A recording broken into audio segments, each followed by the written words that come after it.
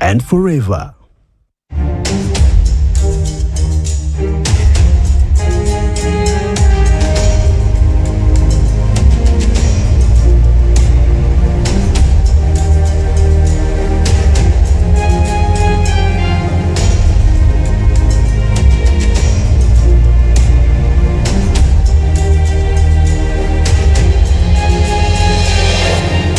Essamba Ly'Omumanyi.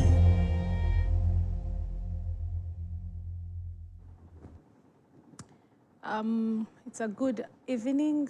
Wasibyotia, how is your Saturday? How are you? How is life? Joseph yayogera n'abaana ba Isirayiri n'abagamba nti Mukama talemenga okubakyalira.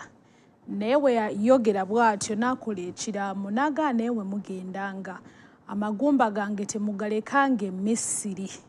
Mugendanga nago. Nkwaniriza ku program Essamba Ly'Omumanyi. Nze Samali tubeerawo okuva ku lunaku olw'omukaaga tubeerawo ku lw'omukaaga. My brain is in a munyenyenja Mukama nsaasire. Tubeerawo ku lw'omukaaga saa zibeera 2 okutuuka 4 ez'okumakya. Wanyumiddwa olunaku lwo luli lutya? How is your Saturday? If it's your birthday today, happy birthday. Njagala okuyozayoza abatuuse ku birungi eby'enjawulo. Ng'oyanjudde olwaleero okoze embaga, okoze ebintu eby'enjawulo. Nkuyozayoza olunaku olwaleero. Nga bulijjo tubeera n'abamanyi ab'enjawulo. Olwaleero omumanyi waffe counsel twogera nsonga za kiraamo katwetolemu katini bweti ate wetukomawo atweyanjulire tugende mulamwa gwaffe.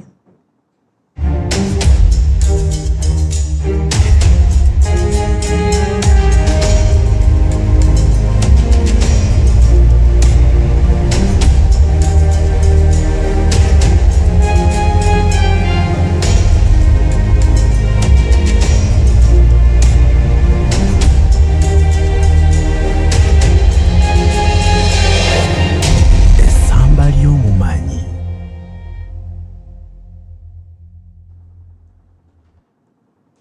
Kituufu lunaku lwa mukaaga nnaku z'omwezi 29 June tugikubye oluku mu mutwe. Program Essamba Ly'Omumanyi tuli live ku YouTube Mutundu Christian Fellowship. Tuli ku channels ez'enjawulo. GoTV tuli ku channel 849 free to air tuli ku channel 532 respectively. However, nkimanyi nti mu bifo eby'enjawulo tukyukakyuka mu so bw'otunoonya n'otatulaba kindly switch off your TV ogizeeko oscanninge ojja kuba ng'otufuna butereevu. Ku Startimes tuli ku channel number 283. Tustreaminga na live ku Facebook Eternal Life TV. Awe tuli ku X app oba formerly known as Twitter Eternal Life and Eternal Life TV _official. Yes, nyongera okwaniriza gwe yakatweyungako ne program Essamba Ly'Omumanyi. Gamba munne agambe munne agambe munne. Mu nnyumba tulina mu counsel Jemima Elizabeth K. Hello. Hello, Samali. Yes, good to have you here. Good to have you too. Abatulaba babuuzeeko mu ngeri ey'enjawulo. Abooluganda Mukama yeebazibwe. Sanyuse nnyo okubeera wano olunaku lwaleero ku show yammwe gye mwagala ennyo. Ekyo ky'oyogedde kituufu nnyo nnyini ddala. Counsel, obulamu buli butya? Obulamu bulungi. Bulungi nnyo. Bweyagala? Yes. Okay. Did you always want to be a lawyer? Yes, I always wanted to be a lawyer. Actually, the reason is very funny. Nayagala okubeera lawyer because at 5 years, nina omulamuzi gwe nalaba ku TVM. Akyali mulamuzi? Yes, akyali mulamuzi. Julia Septinde.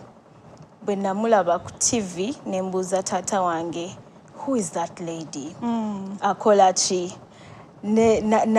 Nambuulira, oh, that is Justice Julia Septinde. So my motivation to become a lawyer or a judge yali nti yali abuuza abantu abakulu ebibuuzo ne bakaaba. So for me, nange nali njagala babuuze ebibuuzo bakaabe. Seriously, nali njagala mbuzeeko omuntu ebibuuzo akaabe. Yeah. But of course, when nakula, as I grew up, I got so interested in the law. Mateeka kintu kinyuma. It's very interesting to know the law. It's very interesting to be learned about the law. So kintu kirungi nti amateeka abantu babeera bagamanyi naffe tugamanyi, and it keeps you away from being on the wrong side of the law. So it's a good thing, because ne mu families etukuliramu tulina amateeka wadde tegalinga aga Uganda nti mawandiike. Tumanyi nti kino sikikola, kino bwe nkikola bajja kunkubamu, or this will happen. So those are also laws, though they are not written, but yeah, the law kintu chamanyi nnyo, really. Yeah. And lo and behold, ekirooto kyo oba kye wali oyagala ne kituukirira. Oyo ne counsel Jemima Elizabeth K gwe tulina olwaleero twogera nsonga za kiraamo we ngenda okutandikira. Ekiraamo mu luzungu gwe counsel ntaasa. Ekiraamo mu luzungu tukiyita will. Will. Yes. What will. is a will? A will, nga bw'ogambye nti kiba kiraamo, oba tugambe nti eddaame. Omuntu bw'atuula wansi n'awandiika eddaame nti bwe njagala ebyange mubikole nga ngenze nga siriiwo. Yes. Eddaame otuula wansi n'ogamba nti kale, what would I want my family to do with my property? Oba nti ebyange byonna bye nnina nandyagadde ani afunako ki, obeera ogaba gwe mugagga kweyesa oba ogaba ono muwaddeko noli muwaddeko, according to how you feel about them first of all, and it's just you ng'ogaba bintu byo gwe mugagga gwagabako. Yes. Gwakola distribution. Gwakola distribution, surely. Okay, so ekiraamo, is it sagala kusooka gende eyo oba nsookera eyo oba kwegamba for the people, and the people njagala kubuuza ebibuuzo nga birimu obuggumivu. Ki ekifuula ekiraamo? Ekifuula ekiraamo kati amateeka first of all tulina okumanya nti tulina etteeka lye bayita Succession Act. And this was amended in 2022. So eyo Succession Act ewandiika ebifuula ekiraamo. So one, gwe okulama olina okubeera nga olina emyaka 18 okudda waggulu. So kati awo abaana abato tebasobola kubeera na ddaame. If you're 17 years ne bobeera ng'obadde obuzaayo ennaku 2 okuweze 18 tosobola kubeera na kiraamo. Then ekiraamo, of course nga bwe tuwogeddeko obeera ogaba bintu byo gwe mugagga kweyesaawa. So otuula wansi ffe nga abantu ba bulijjo olina otuula wansi n'owandiika. So it has to be in writing. And when you write it, oyina okubeera ne ba witness babiri. Ofunayo mikwano gyo babiri oba abantu beweesiga ne bakusainingirako ku buli page ey'ekiraamo kino ky'obeera okoze. Every page, bwebeera nga erina page 10 nga mpise gwe Linda nti jangu osaininge ku kiraamo kyange. Every page oteekako Linda Summary B. N'oteekayo ne gy'obeera every page paka kukwesembayo ddala. Then also apart from that, olina emyaka 18 ogiwandiise ofunyeeyo abakusainingirako, naawe ng'omuntu olina okwe-identifyinga. Ne weeyogerako. Yes, ne weeyogerako nti nze Jemima Elizabeth K. mbeera wano ne wano. Ebintu ng'ebyo. Ndi mufumbo, siri mufumbo, byonna biteekamu. Yes, byonna obiteekamu, because obufumbo bwo n'obutabeera mufumbo, it has an effect ku will. kwegamba omuntu bw'abeera singo oba bw'abeera omufumbo n'atakyogera ng'oba ali ekimu ku bibiri n'atakiteekako kikyusa ekiraamo ekyo. Kiyinza obutakikyusa entirely naye for example bw'obeera nga owandiise ekiraamo kyo ekisooka nga toli mufumbo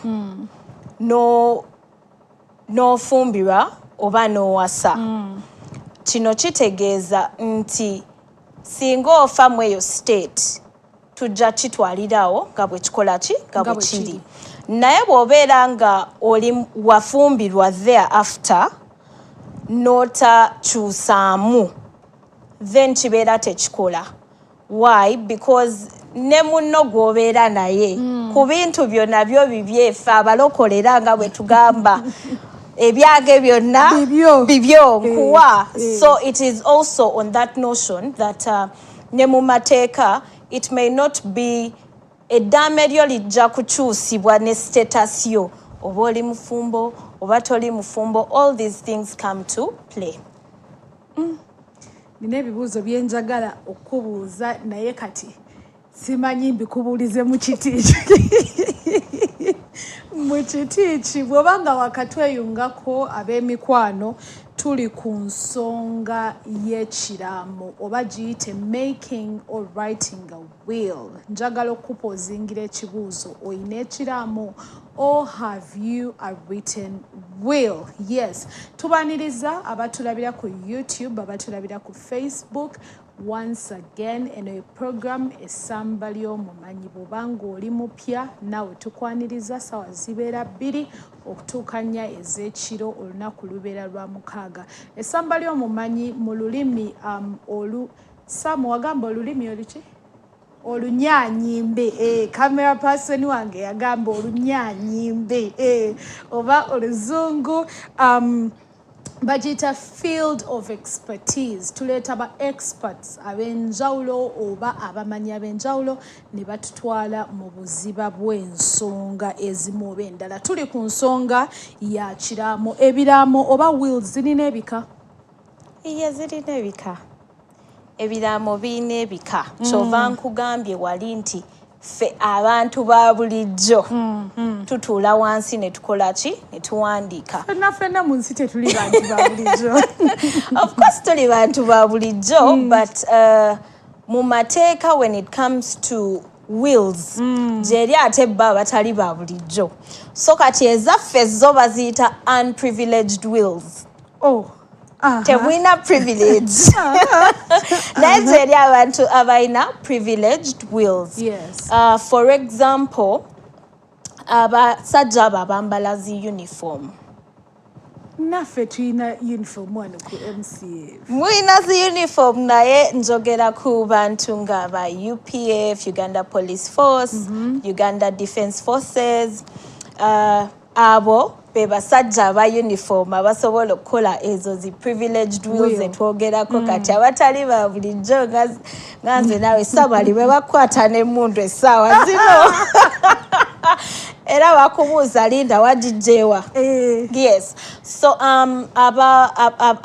abakwata emmundu bo balina ezo ze tuyita privileged wills naye of course it doesn't apply every time. For example, bw'abeera mu lutabaalo on the battlefield, that is why they are called privileged. Because wo tuli budduka gende no genderi, of course talina budde butuula kuwandiika. So both they have the privilege to orally state their will.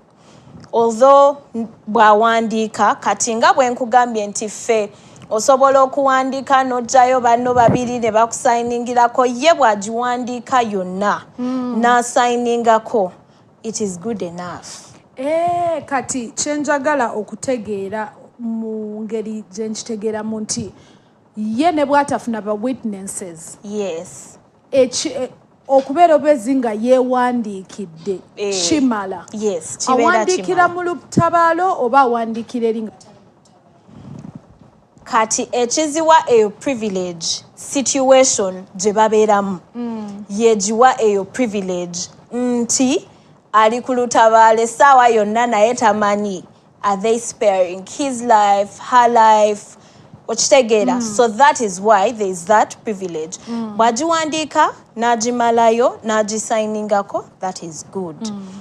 Circumstance ey'okubiri amateeka geeteekawo nti ne bw'atagiwandiika yonna naye n'afuna banne babiri n'abagamba nti bwenti bwe nandyagadde mu mpandiikireko n'afa nga tebannaba kumuwandiikirako, that is a will good enough. Oba bw'agiwandiikako part ng'alina ne part gye yayogera. Part is written, part was oral. Yes, part is written, part is oral. Okay. It is also a will good enough. But then for these privileges, they only last until 1 month after. Mwezi gumu nga bavudde mu lutabaalo. Yes. Then it ceases to be a will. Kuba obeera ovuddeyo. Omanyi Uganda in the East African community, it sends people to Somalia, part of the UPDF to Somalia, balwane.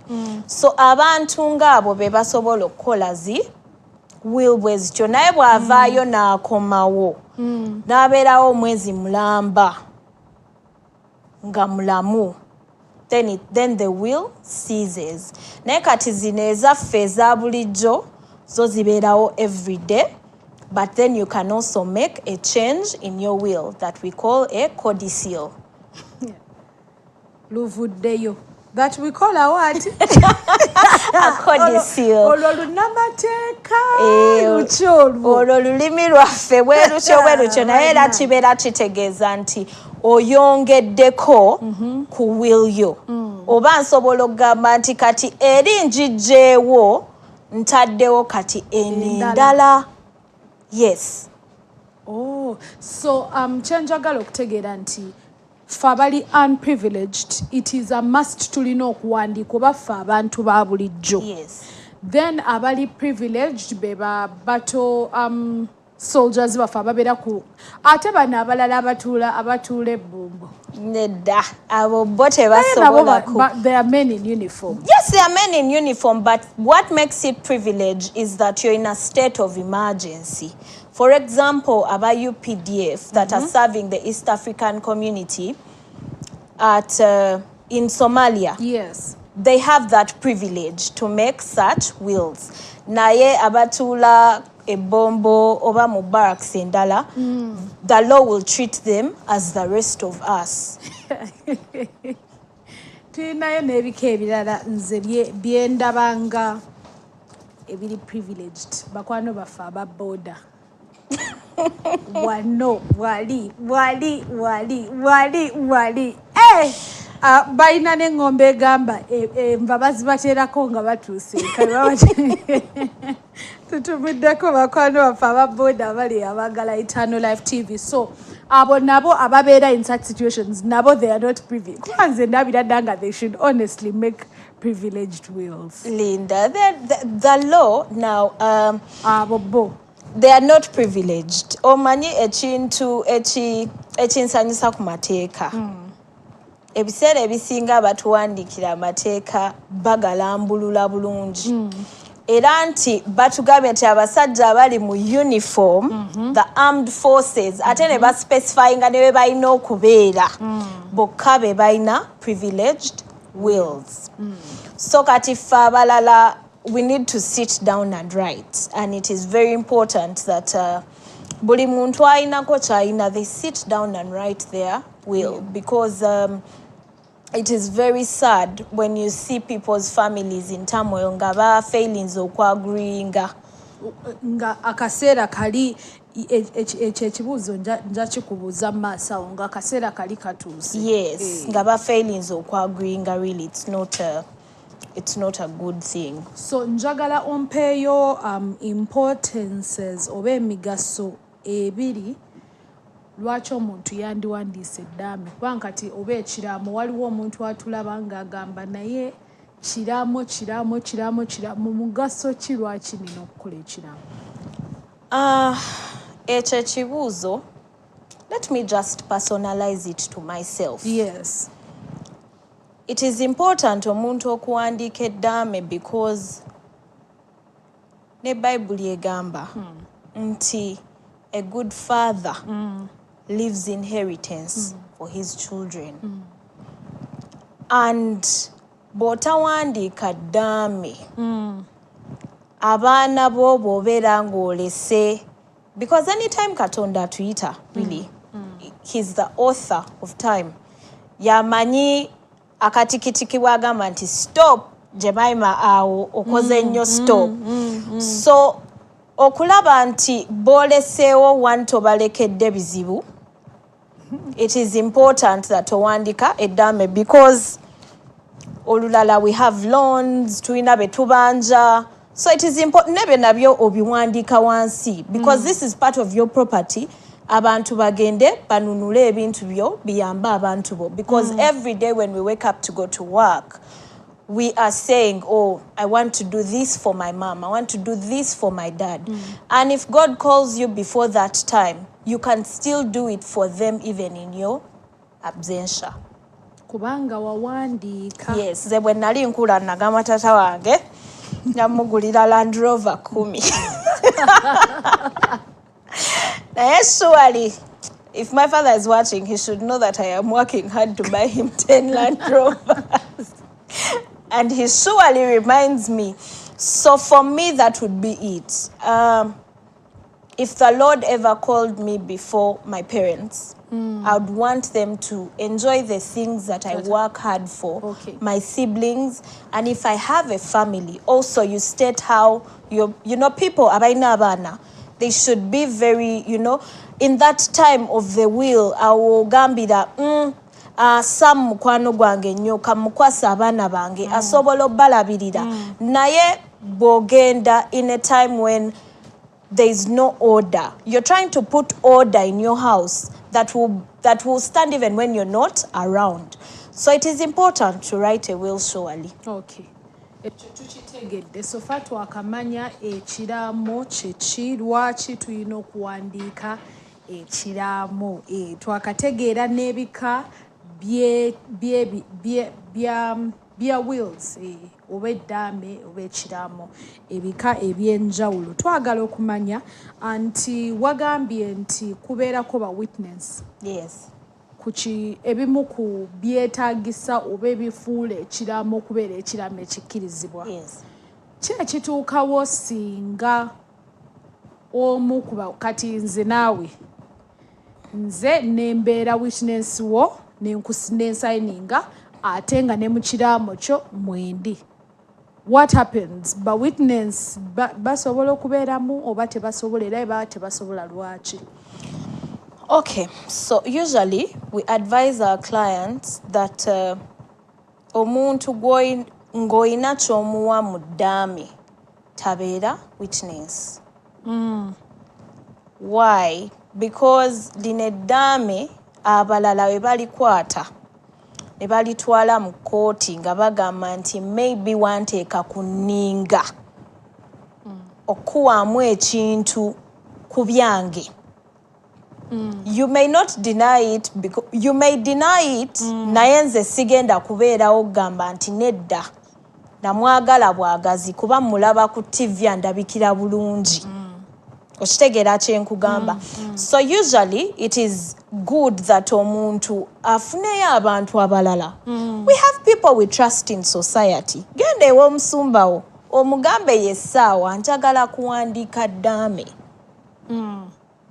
Akuyambe oyina emikwano.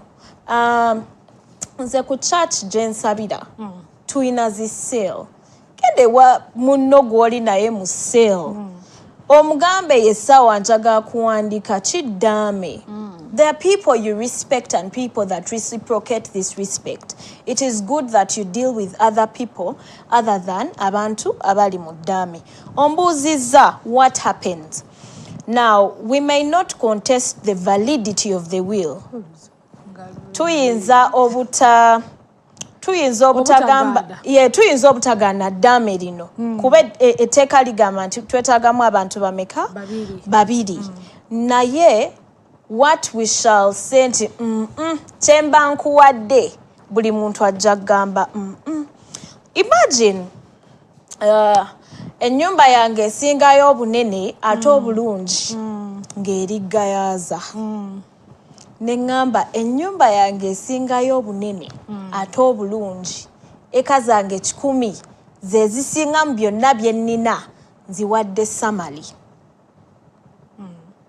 okitegeera ate nga ye yansayiningirako wansi nga taata wange ye muwadde buno 100 by 100 abalala you know so of course it tubeera mu situation where people are raising eyebrows oba abantu nga si bamativu why so that is why it happens like that we usually advise people to deal with other people because also nekyoyagala okuwa omuntu gw'oyagala ennyo ate akusayiningiddeko wansi tujja muwa obuzibu nga gwe toliiwo kuba togenda muwolereza musobola n'omulemesa okubifuna yes ate yanjagala bwagazi ate bwe yanjagala nanneesiga n'okunneesiga bireetamu amateeka go gayinza obutalaba nti yakwagala bwagazi kubanga ate ekyo kyo nga bw'okyogedde mu tteeka mwekiri mwekiri nti bw'osayiningako ate nga balina kye bakuwadde okukakasa nti wiira eno y'amazima oba nedda tetujja kgenda eyo naye ate tujja kgenda wano nti kye bakuwadde kino tetujja kikuwa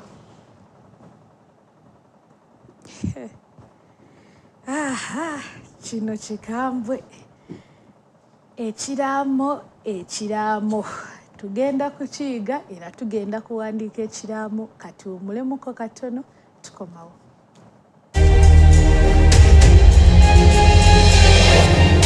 Essamba ly'omumanyi.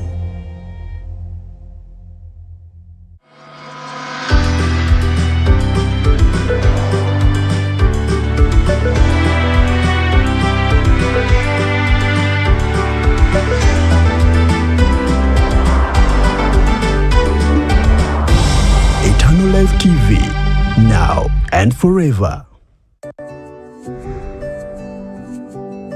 Olubereberye essula ey'okubiri olunyiriri olw'18 Mukama n'alaba nga si kirungi omuntu okubeera yekka n'amukolera omubeezi amusanira bwe weeyongerayo ku ssuula eya24 bayibuli egamba nti omusajja kyanaavanga aleka kitaawe ne nnyina ne yeetaba ne mukazi we ye nabo banaabanga omubiri gumu nkwaniriza ku program Mukama akikoze buli lwa Sunday essaawa 11 paka ssaawa 12 programu tugenda okuleetera abantu abasazeewo okwetwalira obufumbo obutukuvu nkutwala gwe Joanita Namutebi okuba mukazi wange oyige ngate bwonyumirwa nange omuweerezaawo Esther Naradda ku Eternal Life TV togisuwa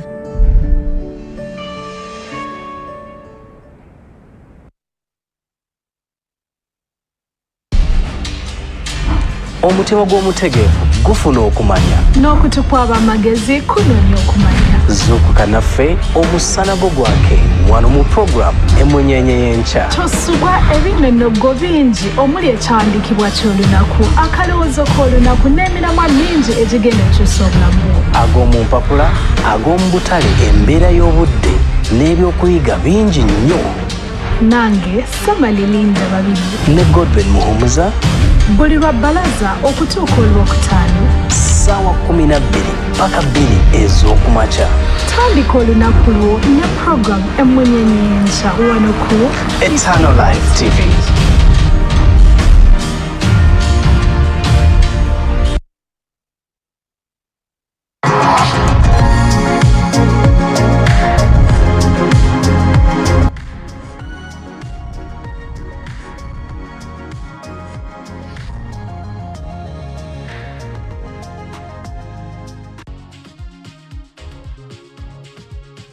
Abakolosayi 3:16 ekigambo kya Katonda kibe mu mmwe nga mwesomesa n'amagezi gonna nga muyitamu Zabbuli n'ennyimba ez'omwoyo nga muyimba okuva mu mitima gyammwe eri Katonda era ku lwekyo naffe twetegese tetwebase nga tukuleetera ennyimba ez'enjawulo ezoogera eri omwoyo go buli lwa bbalaza paka olwokutaano. That's Monday to Friday ssaawa 12 paka 2 ez'akawungeezi mu program Akaloosa. Ate twongeddemu akalungu ak'enjawulo akatutuusa mu kisenge kya waggulu nga tugenda kubeera n'okusinza wano live n'abayimbi bo be weerondedde mu program Akaloosa Extra nange omuweerezaawo Rinez buli Saturday okubiri n'esembayo mu mwezi wano wokka ku Eternal Life TV now and forever.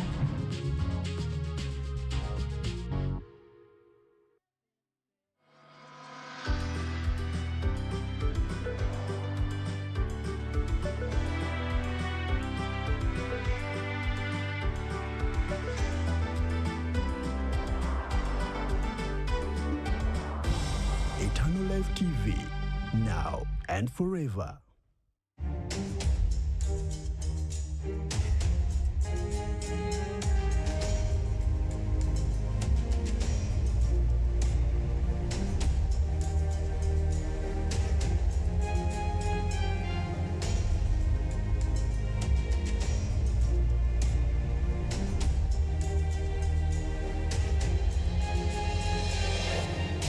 Essamba Ly'Omumanyi.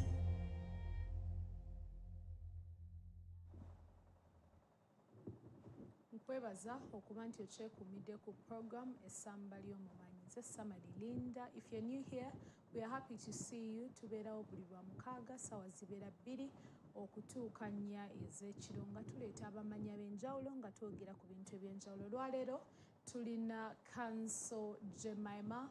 Counsel Jemima atubuulira ku nsonga z'ebiraamo oba okulama oba bamu baliyita ddaame kyonna kyonna ky'oliyita oba making a will. Yes, tukyali naye bwe tugendedde mu kuwummulamu ne wabaawo abuuza ekibuuzo nga kisesa era kankibuuze kanso namwe mukitegeere. Omupangisa asobola okukola ekiraamo ayinza okulamira ennyumba ya landiroodi n'agamba nze balekedde ennyumba zange ez'ekawempe. Yes, omupangisa asobola okukola eddaame naye mu ddaame etteeka ligamba nti tolina kugaba kitali kikyo. Bw'obeera omupangisa gaba ebibyo byonna ebirala naye ennyumba za landiroodi bambi tozigaba kubanga si zizo. So yes, a tenant can make a will, okay, but you don't have to give out property that is not yours. Okay. So mu buli ddaame olina just kuteekamu ekyo ekikyo nga kikyo ddala. Okay. Yes. Eyo tugenda kutuukayo mu maaso mpola mpola. Ogambye nti ekiraamo oliyisa eddaame kati katugende n'ekyo likolebwa, will is written ababali above 18. Yes. According to Uganda's law. Yes. Waliwo omuntu ng'asukka emyaka 18 naye nga tasobola kuwandiika kiraamo? Yes, waliwo omuntu ng'asukka emyaka 18 naye nga tasobola kukola ddaame. One, etteeka ligamba nti omuntu aliko obulemu asobola okukola eddaame.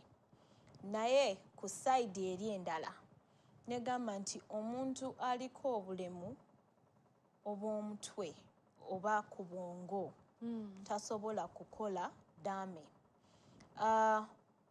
Etteeka ligamba nti bw'obeera ng'okola eddaame lino olina okubeera ng'otegeera nga ebirowoozo byo biri collected, ng'otegeera bulungi nga ate mu busungu oba otegeera mu busungu oba otegeera. Kati ffe ekintu kyokka kyokka kye tulaba nti omuntu abeera there their intelligence is impaired oba entegeera yaabwe si nnungi nnyo era etteeka kyegamba one ng'omuntu aliko obulemu ku bwongo oba ku mutwe mental disability then two omuntu bw'abeera ng'alina mental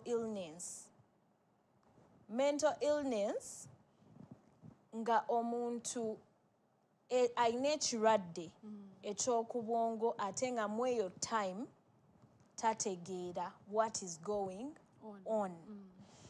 So that can make one person's will invalid if we prove nti mu ekyo ekiseera yali tategeera, although neera etteeka ligamba nti omuntu bw'abeera ng'aliko mental illness naye ng'alina time bw'abeera ng'ali bulungi nga tavuddeeko nga kale tali mulwadde ye nga tali mulwadde then asobola okukola eddaame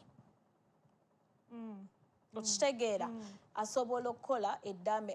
There are certain diseases also that do not let people be in their right state of mind. Abakadde olulala batawaana n'ekirwadde bakiyita dementia abeera yeerabira. So omuntu ng'oyo eddaame lye we can contest it in court. Ne tugamba tetukkiriza nti lino eddaame eddala ttuufu. Yes. But then also the law provides for muntu ne bw'obeera nga toyina kizibu kyonna, for example ku mutwe naye nga oli mulwadde, for example ne tugamba nti Jemima yawandiika eddaame naye nga mweyo essaawa yali mu ICU. It may not make sense. Nyinza okuba nali mu ICU naye oba yali mu ICU n'addako engulu katugeze for 20 hours. Bw'aba ategeerera ddala n'atubuuza ne tunyumya tugamba muleete empapula n'awandiika. How will you then convince omulamuzi eyali taliiyo nga nze ngambye nti mu ekyo ekiseera omuntu yali mu ICU tetulowooza nti yali ategeera bulungi, omuntu atabaddeeyo omukonvinsinga otya nti yali akola ki nti ategeera. So gyeri n'ebirwadde ebirala, but then also the law talks about bannaffe abanywa ku mwenge abo abaalokoka naye nga ekigere ekimu kiri eno beeri oba n'abatannaba. The law also says that in that state omuntu tasobola kukola ddaame because at that time they are under the influence. Owulira n'okuwulira nti bagamba under the influence, olina munno omulala akusindiikiriza okukola ebintu. Yes. So in all those states, if we can prove then eddaame we can also say nti ekyo ekiraamo oba eri eddaame si ttuufu bulungi because of the mental capacity of the person at that time. Ekya ICU ekyo kikuba ntabira ddala ng'omuntu asobola okudda engulu ate naye bw'ogamba nti tasobola. Other than that abasigadde bonna waliwo nno aweereza ayogedde ku nsonga y'opangisa n'agamba ayinza okuba ng'aludde ku nnyumba emyaka 2. Kale kati kidependinga because there are different types of property. Oba bye tulina ebyaffe. Last time nalaba ng'olina counsel Monica ku mpewo mwayogera ku something called leasehold. Liz. So that means that nalaba mwayogera ku lease up to 49 years. Kati awo eyo yo mbeera nina kye tuyita interest oba mbeera awo nina kye nkyayagalawo kuba tuba twasayininga contract nga nakusasula emyaka egyo gyonna n'oŋŋamba tugenda kukozesaako up to this time. Yes. So ebyo bwe mbeera nga nkyayinayo obudde kati ebyo byo I can transfer to another person oba nsobola okubigaba eri omuntu omulala. ng'okipangisiza naye nga emyaka gyakyo mingiko. Yes. Bw'oba nga kale okiwandiika nti singa nva mu budde nga emyaka gino teginnaggwako. Oli omuntu omulala akiteekinge on. Okay. Yeyo circumstance yokka endala under which someone can transfer into ekitali kyabwe. Yeyokka. Okay, kati tosobola gamba nti actually tayinaawo kikyawo. Abeera ayinawo ekikye. Kati katugeze empangisa. Ninawo akabaketi kange, tulinawo baketi muno bwetuteekamu ebyangwe.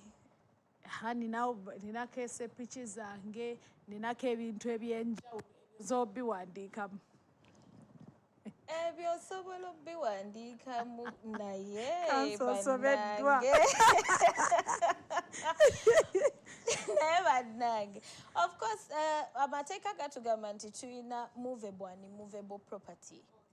For example, abantu abalina zifaamu balina both movable and immovable ku farm. Ninako ente zange, ninako enkoko, ninako embuzi, ninako ebisolo ebya buli kala ku faamu yange. Ebisolo osobola okugamba nti ente baziwe Samali. Enkoko baziwe Sam. Biri ebirala babiwe, I keep distributing. Nettaka nendiwo omuntu omulala. Also, simanyi ngeri ndala yakukyogera, but ebintu by'oteeka mu will. Oyagala abantu bo babeere n'engeri, obeera obawa sustainability yanga gw'ovuddewo. Ekyo kye kindeetera ekibuuzo ekiddako kye njagala okubuuza. Ekitegeeza ky'oyagala okutegeeza nti ekiraamo oba eddaame bikolebwa abo bokka abalina ebintu abatalina tebakola? Bikolebwa abo bokka yes, abalina ebintu. True. Nti nina boda yange naye nsobola ogiteeka mu kiraamo kyange. Naye amasepiki, bikopo, ebyo byo tuyinza okubireka. Si nti tuyinza naye tubireka. Yes. Ebintu njagala kumanya value hold oba obugazi bw'ebintu biriko okubeera nti ebigazi ebyenkana bwebiti oba ne bwe bibeera nga bifunda ddala kasita oba ng'omuntu alina, kubanga I understand that a will can only be made by those that have property.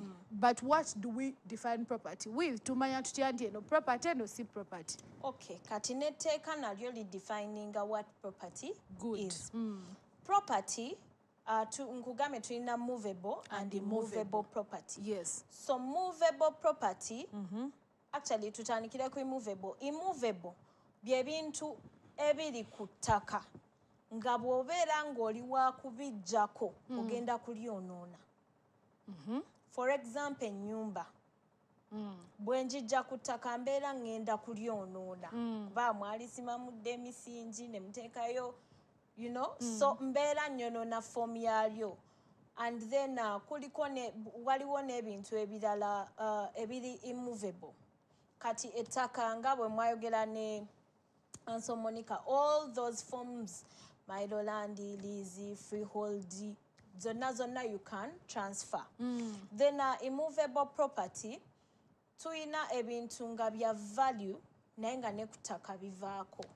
Oh, that's movable kati. Yes. Okay. Movable property. Okay. Nga ne kutaka bikola ki? Nga bivaako nga kwebiri naye nga bisobola okuvaako. Nga bivaako ng'ettaka tolyonoonye in any way. Then also, so dyo etteeka liri funny ligamba nti movable property is what is not immovable. Ligamba nti movable property is what is not movable, is what is not immovable property. Ebitambula bye bitatambula. Naye kati kitegeeza ebitambula bye bitatambula. Yes, there's a definition that we're out to dealing with, but ngabo buziza, what can you put in your will? Bank account yo eriko sente, you can put it in your will. Abakola you go earning NSSF or pension money, you can put it in your will. oyina company erina shares, you can still put it in your will. Abakozi kati nze katugeze mwami Solomon balaba ayagala kunteeka mu bimu ku bintu bye naga samali muteekamu asobola okunteekamu nedda tasobola Eee. oli muntu ate naawe olina eddembe ly'omuntu. Yes, so when it comes abakozi toteekamu nedda toteekamu, you just put property. Okay. A human being cannot be owned. Ako kaddemu. A human being cannot be owned. Tosobola ku nti omukozi wange ono awenvaawo we mukolanga kampuni endala saagala njagala mumutwale ne mu kampuni eri endala gye ngenda okukola. Ekyo osobola okukiwandiika mu ddaama eryo naye ye bw'abeera nga tayagala kugenda nammwe. So abantu bo tebaliimu mu ddaame. Olaba nga Katonda bw'atuwa power of will. Nti olina gwe naawe ky'oyagala takukakaako kiki. Tosobola era kukaka muntu ate mulala kola kintu kyo ye bw'abeera nga tayagala nga ye agamba muzeeyo ono nali mwagala nnyo mukoledde ebbanga but it's time for me to move on. Naye ng'ate eddaame ligamba kintu kirala it would cause a lot of trouble. Okay, yes. Okay. So tutegeddeko nti tuteekamu our bank accounts, ne tuteekamu if we are pensionable, ne tuteekamu pension, Tuteekamu NSSF. ne tuteekamu yes. Yes. Also bw'obeera nga like anything that holds value, amamotoka osobola okugateekamu, amataka of course go twagambye they are transferable ogateekamu. That is the property that you can put. Also abantu abawandiika ennyimba tulina zi copyrights. You can, yes. N'ennyimba. Of course there is property in the songs. Nti nze line eno ne line eno ne line eno zange oba beat ye yali eyange because that is part of copyright. Oba bw'obeera producer wa firimu n'ogamba nti firimu yange eno soundtrack maybe ezo eziri mu firimu nti every time they will play this movie oba another movie wants to use the same soundtrack. Yes. The copyright is yours. So that is also part of what you can transfer. Okay. Yes, and put in your will. Kasita tutegedde nti ekiraamo kibeeramu ebyo byonna biki, so which means it is more of omuntu awandika property distribution. Is that true or not? Yes, it is true. Owandika property distribution ate era nga wetwogeddeko ogaba bibyo. Ogaba bibyo. Yes, nga bibyo. Ebya kojjaawo, maamawo, taatawo, sengaawo. Nedda.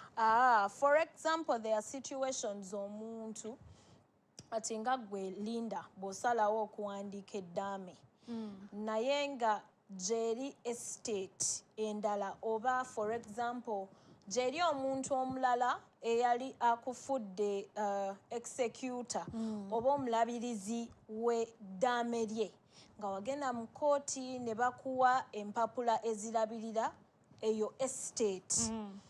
Tosobola ate kugaba bya estate eri ndala. Tosobola kugaba bya estate yange nga nabyo obiteeka ku yiyo unless nga kyogaba kye wafunako mu estate yange. Ennyumba yange ey'eggayaza eri gye twogeddeko osobola okugigaba. Naye bino ebirala bino ate ka 100 by 100 ke nali mpadde muzeeyiko tosobola kukakola ki? Tosobola kukagaba. That brings me to another thing. Bwe mma nkuwadde ekintu verbally according to the law nga njogedde ne nga Jemima nkuwadde engatto zange. Engatto teziri valuable. Jemima nkuwadde emotoka yange for example. Ate bwe ntuuka ne mpandiika mu n'enkikuwa mu bigambo nogitwala maybe notandika ogivuga naye tubeerawo ffenna or something ne tutuuka mu kiraamo ne mpandiika nti emmotoka yange bweti ne bweti ne bweti Jemima yagirina ngiwadde mutabani wange gundi eyo ebeera property yange oba tebeera property yange kuba nsakikuwa mu buwandiiki. Okay, so ekyo kindeeta ku concept endala nti yes abantu basobola okugaba ebintu in their lifetime. Naye ekintu kino bwe bakikuwa during a person's lifetime, it is also on you okugenda n'okiwandiisa kuba kati nga bw'ogambye emmotoka eyina kaadi. Ogenda ne bakola transfer kweyo card. Naye bw'obeera nga tokikoze and everyone else stands against you n'abaaliwo kweyo essaawa ne bakukyukira. You may have nothing but to surrender. Kuba ate agambye mu kiraamo kye nti Jemima yakola ki? Yagirina. Naye ngiwadde gundi. It may be different. Because kati ebintu ng'ebyo ffe mu mateeka tubeera tubiyita gift intervivals. That kino gift intervivals. Yes. Gift intervivals. Yes. Okay. Nti kino ekirabo byebirabo omuntu byagaba during their lifetime. Okay.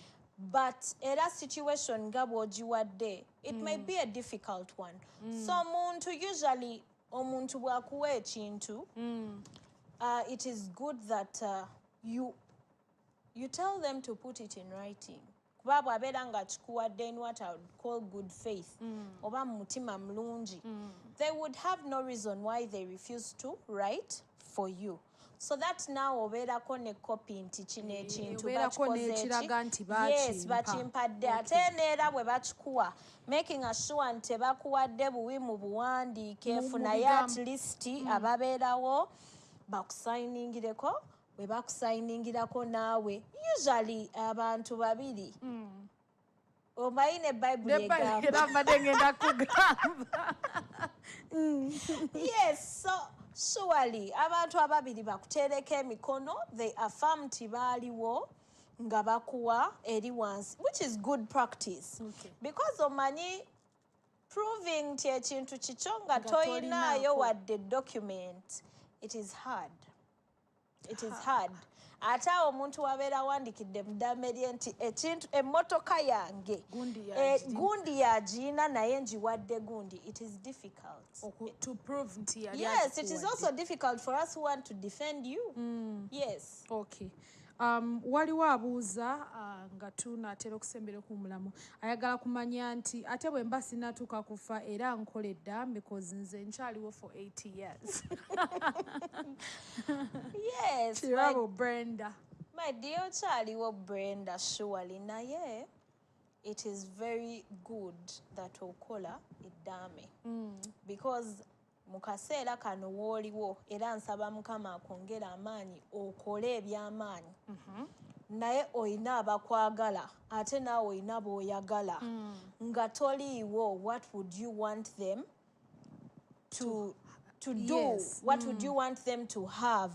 So nze usually ngamba nti you're preparing for the rainy stormy days nti obeera weetegekera ekiseera ekyo ekizibu.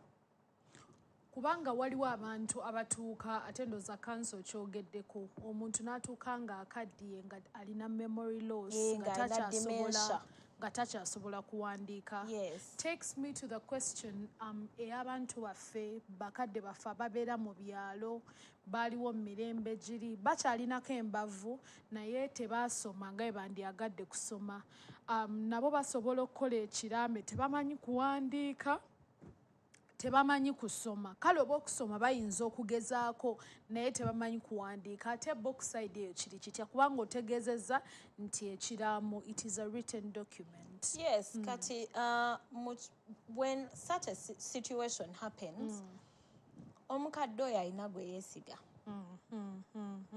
oba yeesiga wa LC oba yeesiga muntu gw'abeera naye amuyita n'amugamba nti munnange yessaawa mpulira njagala kuwandiika ddaame lyange n'amubuulira engeri gy'ayagala ewandiikibwemu eddaame ye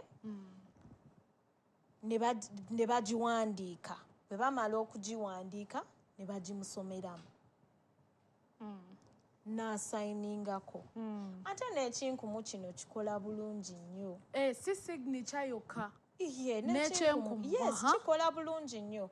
Because for example, nkuwa example y'omuntu omulala akozesa ekinkumu. Omuntu nga muzibe. Akozesa kinkumu. Asobola okwogera naye talaba. Yes, nga talaba. Asobola okusainingisa ekinkumu kye. Yes, so abantu ng'abo oyita omuntu gwe weesiga n'akuwandiikira n'omulagirira engeri gy'okyagalamu n'akuwandiikirako, bw'amala okukuwandiikirako n'akusomeramu naawe n'olaba nti kyekyo n'oyita ababiri b'oyagala bakuteereko omukono osobola nabo bagamba bakusomeremu neera n'okakasiza ddala naawe n'oteekako ekinkumu nga weebali. Yes, it is important that everyone that writes buli akola ekiraamo oba akola eddaame alina okusayininga nga ba witness be weebali. N'osayiningako nabo ne basayiningako n'ogiteresa omuntu.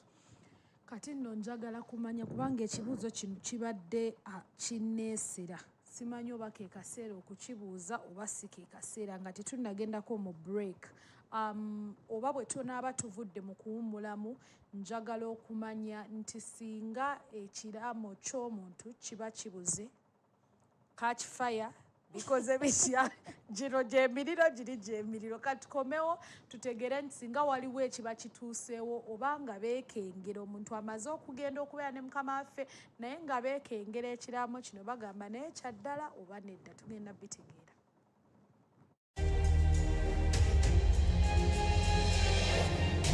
Essamba ly'omumanyi.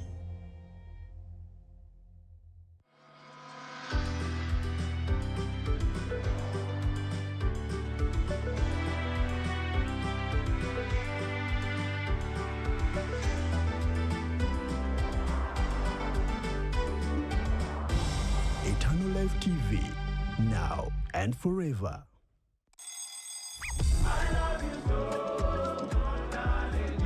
Buli bwe ziwera ssaawa 6 n'ekitundu tuba tuggusa ne pulogulaamu y'eŋŋanzi weebegere. Abalokole tuli mu nnyo gwansi tuliba kitalo nga ndina Yesu ndi wa kitalo. Mw'osabira oluyimba lw'oyagala ne tulukkubira butereevu.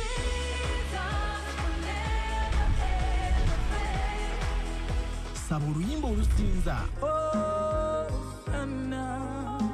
olutendereza n'olwogera eri omwoyo gwo okuyita ku mukutu gwa Facebook ne X app luzanyibwe ku Eternal Life TV, now and forever.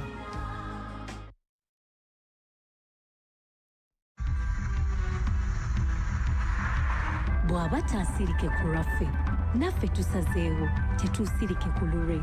Yino programu ng'ekuleeteddwa Mwoyo Mutukuvu nanti yeerondedde abo abasazeewo obutasirika ku lw'ekitiibwa kya Mukama waffe Yesu Kristo.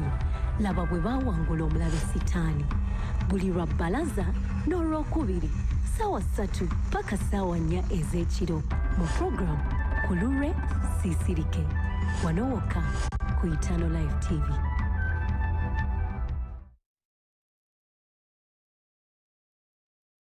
Banyamani basa wale befuwa ku Eternal Life TV okuva Monday mpaka Friday okuva essaawa 7 n'ekitundu mpaka essaawa 9 tugenda kuteekako firimu ezisomesa eziyigiriza firimu ezigenda okukuzimba okukkiriza ezigenda okukunywa ekyokulaba ng'otambula ne Mukama waffe Yesu firimu ezigenda okukusomesa engeri gy'ogenda okwambula Sitaani amaanyi ge okusanyawo obwakabaka bwa Sitaani okunywera n'okutambula mu bwakabaka bwa Katonda ku lw'ekitiibwa ky'erinnya lye kugambye okuva Monday mpaka Friday okuva ssaawa 7 n'ekitundu mpaka essaawa 9 ate buli lwamukago okuva ssaawa 10 mpaka essaawa 12 n'olwesande okuva essaawa 9 mpaka essaawa 10 tugenda kuba tuteekako firimu bulungi ezigenda okulaga ebyafaayo by'okubeerayo kwa Katonda amaanyi ge obusobozi bwe ogenda kuba onyumirwa nga n'okuyiga bw'oyiga vijjo gy'ofula ali buteerevu waneeno ku Eternal Life TV tosobwa.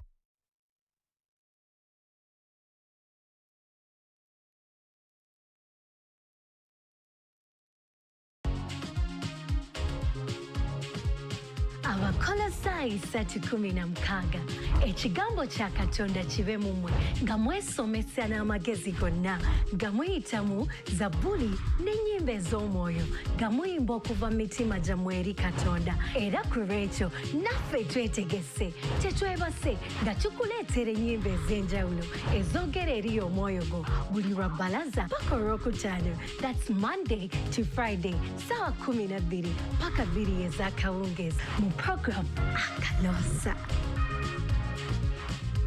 Ate twongeddemu akalungu ak'enjawulo akatutuusa mu kisenge kya waggulu nga tugenda kubeera n'okusinza wano live n'abayimbi bo be weerondedde mu program Akaloosa Extra nange omuweerezaawo Rinez buli Saturday okubiri n'esembayo mu mwezi wano wokka ku Eternal Live TV now and forever.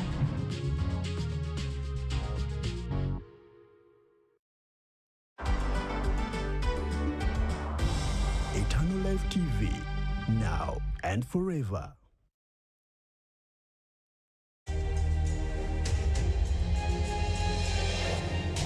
Essamba Ly'Omumanyi. Nkwebaza bwakyekuumidde ku program Essamba Ly'Omumanyi. Wano tulina counsel Jemima Elizabeth K. Twogera ku nsonga z'ekiraamo oba abandi sebayita oba kyebayita eddaame. Olwa twogera ku bintu eby'enjawulo, ebibuuzo byammwe mubiraba, tubiraba counsel agenda kubanga abiddamu mpola mpola, one by one, little by little. Ku GoTV tuli ku channel 849, ku Startimes tuli ku channel 283, ku free to air tuli ku channel 532 227 za njawulo. Abamu bali mu Lwenda, really depending on your location. Bw'obanga totufunye jako TV ogizeeko scan through ojja kubanga otufuna butereevu sana. Twogera ku nsonga y'ebiraamo.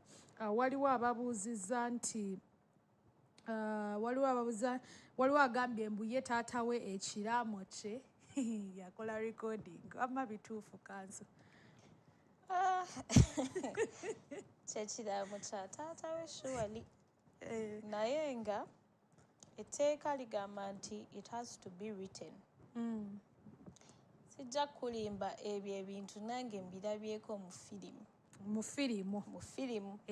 Naye etteeka lyaffe erya Uganda, the Succession Act, chapter 162, as amended, the last amendment was in 2022. It has to be written. Ate etteeka nga bwe nagambye likyukamu bwe ligamba nti shall etegeeza nti kyateeka okubeera nti nga mpandiike.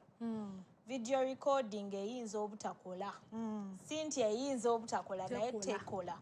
It has to be in recordings, in writing. So abuuzizza ekibuuzo omulabe waffe omulungi, mbadde musaba ayogeremu ne taata we nate bakiteeke ku peni n'olupapula oba bakitypinge somehow, but then it has to be on paper for it to be considered a valid will. Yes, in Uganda, in writing. Okay. Nabadde mbuuza nti singa omuntu akoze ekiraamo, bino bye tutereka ebintu mu mayumba biki gino biriro bukando bugudde ate waya bawayaringa bubi, nnyumba ekutte, ekiraamo ne kijjiiramu. What happens? Ki ekiddako? Okay, so in the instance that kyekyo ekiraamo kyokka ekibaddewo nga it's burnt, nga kyokeddwa, naye nange nsaba nkubuuza ekibuuzo, ng'eyakiwandiika akyaliwo oba nga taliiwo? That will give me a better kati olwo agenze takyaliwo. Ng'agenze takyaliwo. Nga it's burnt. Of course, kati awo there nga tetulina kopi ndala oba nga ne byeyayogerako tetubirina anywhere else.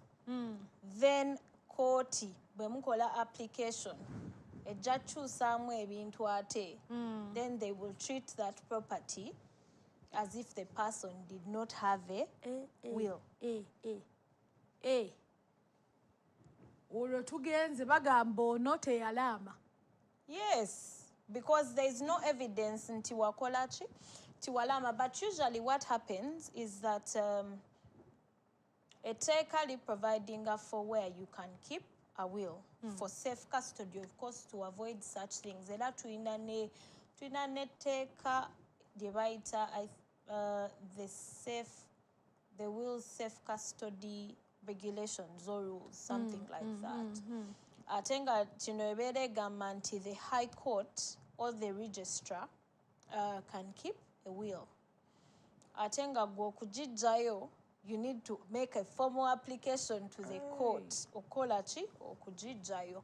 But then also, it is good practice. Mu Uganda, we have something called the Registry of Documents. Ekintu kyo bwe kibeera nga kya value. URSB now operates online and they register documents. Good documents, for example, that would be of good evidential value. Nga bw'okitwala mu kooti, value yaayo ebeera eggumidde. To be registering at the Registry of Documents. URSB nga bwe nkugambye kati it operates online. We can open an account, n'osindika online ekiraamo kyo, URSB, they register it, they keep it. Yeah, and there are also other people you can keep your will with, but then it is very good practice to keep it with the Registry of Documents. Onga bwe nkugambye the High Court, the judges have by law power to keep these wills and also the registry. So it is good practice because era nga bw'ogambye bwe tubeera nti tulinayo evidence, because bw'ogenda mu kooti n'ogamba when you're applying to court in this instance for letters of probate, era kooti ekuwa a grant of probate bwe baneminga mu will nga executor, omulabirizi wa will eno agenda otuukiriza ebintu bye, agenda otuukiriza ebintu omuntu ono yakola eddaame bye yali ayagala nga taliiwo, gwe applyinga eri kooti. Ekitegeeza ne mu kiraamo kankusalireko awo nnyini, ne mu kiraamo bawandiika oba awandiisa akoze ekiraamo alina okuteekamu muntu ki agenda okuvunaanyizibwa ku bintu bino. Yes, oteekamu nti Samali Linda Babirye gwe nkwasizza obuvunaanyizibwa okulaba nti ebintu byange byonna byonna nga bwe mbiwandiise wano, nga bwe mbiwandiise mu ddaame lyange, alabe nti nno buli kye mpandiise kituukirizibwa.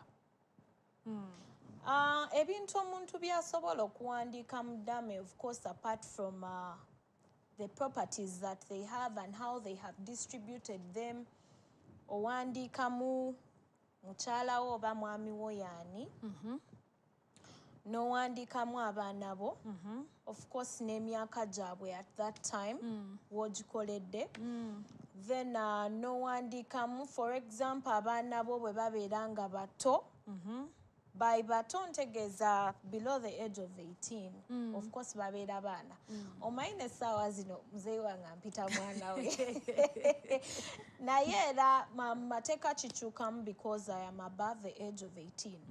Naye abaana abato 17 and below neŋŋamba nti Samali gwe njagala okulabirira abaana bange.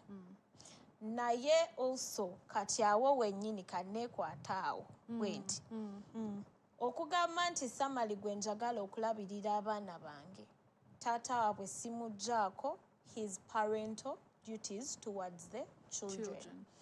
Just mbeera ngambye nti Samali gwe njagala abeere maama waabwe nze wentali, akole nga nze bwe nandyagadde kuba ekyo ekifo kye muwadde ku baana. Yes, so oyo abeera guardian w'abaana according to the will. Then noteekamu, of course, who the executor should be, the overall omulabirizi overall. Yes, analaba nti buli kyempandiiseewo kijja kubeera nga bwe nakiwandiika. Yes, so also osobola oteekamu funeral arrangements zo nga bw'ozaagala. Yes, it can all be there. Yes, but oteekamu ba guardian b'abaana bo if they are young, n'oteekamu the general executor, n'oteekamu. And also for this property, ng'ogiwandiikako, it needs to be descriptive. Erina okubeera nga ng'okirambuludde bulungi. Yes. Togamba nti ettaka lyange ery'ekalere liwadde summary. Not like that. Bwe libeera, usually ettaka bwe libeera nga liri registered, ne bwe libeera nga teriri registered, olina engeri gy'osobola describingamu. Okimenyaamenya ne kivaayo kyonna. Nti ettaka lyange teriri registered, naye ku left ttaka lya Sam lyeririyo. Ku right ttaka lya Monica lyeririyo. Emabega nebba wange ye mwami Jonathan. Mu maaso, you give a description so that nga bwe tusoma ffe abaali tebaliiyo, we shall know the exact property you're talking about.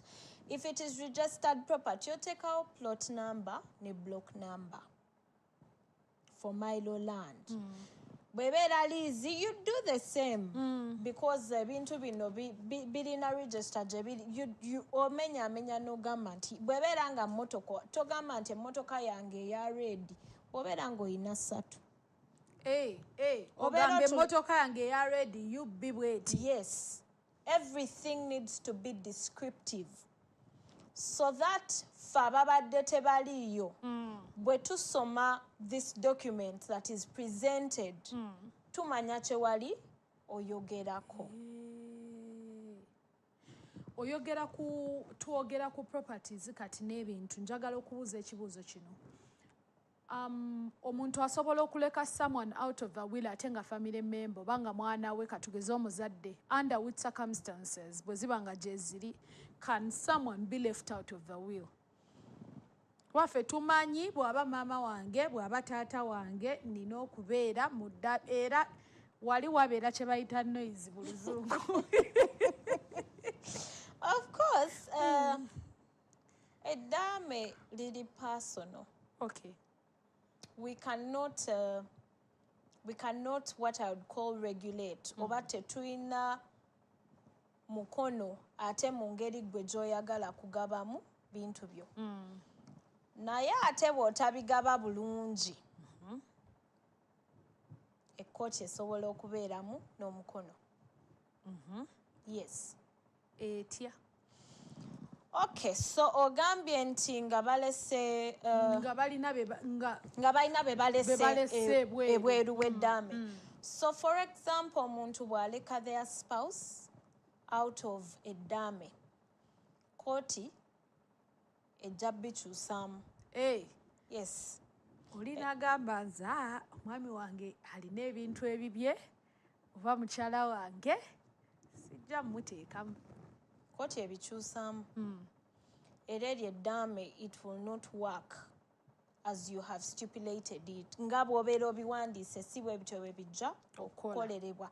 Because nze nga spouse oba omukyala gw'olese out of your will, sobola ogenda mu kooti ne ngamba nti bannaye mwami ono yali mwami wange emyaka 2, 3 oba 4, naye mu ddaame teyakola ki? Teyanteekamu. So the court can make orders that we call maintenance orders. Oba order ez'okulabirira omuntu ono maybe until they remarry. Kwegamba kooti ye ne kooti essaamu ekitiibwa obufumbo ebiyingiramu. Yes. Ebiyingiramu era nekola orders ez'okulabirira omuntu ono paka nga azemu n'awasa oba n'afumbirwa.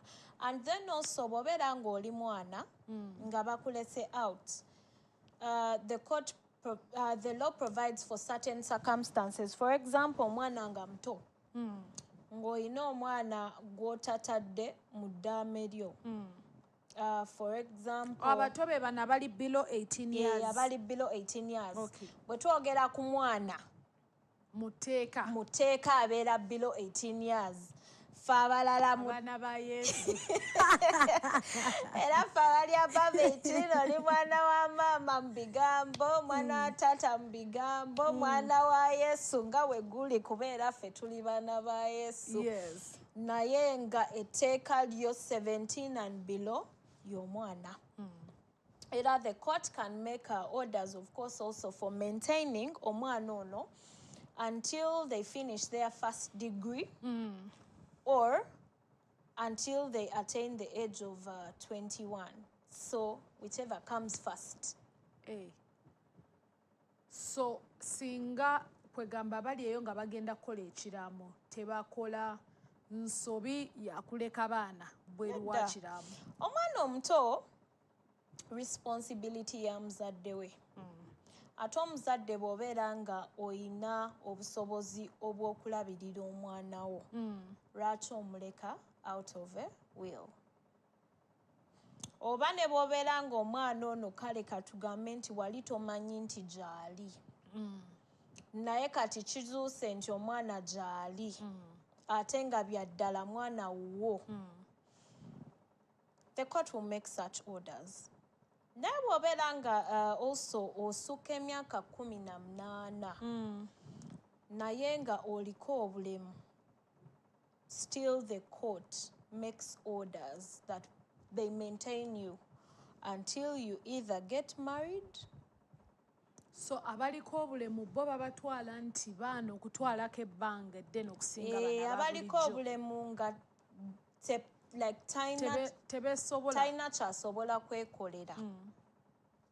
Omanyi obulemu nabwo bulimu ebika nga talina bambi kyasobola kwekolera, and you have been dependent ku muzadde wo ate ataakutadde mu will.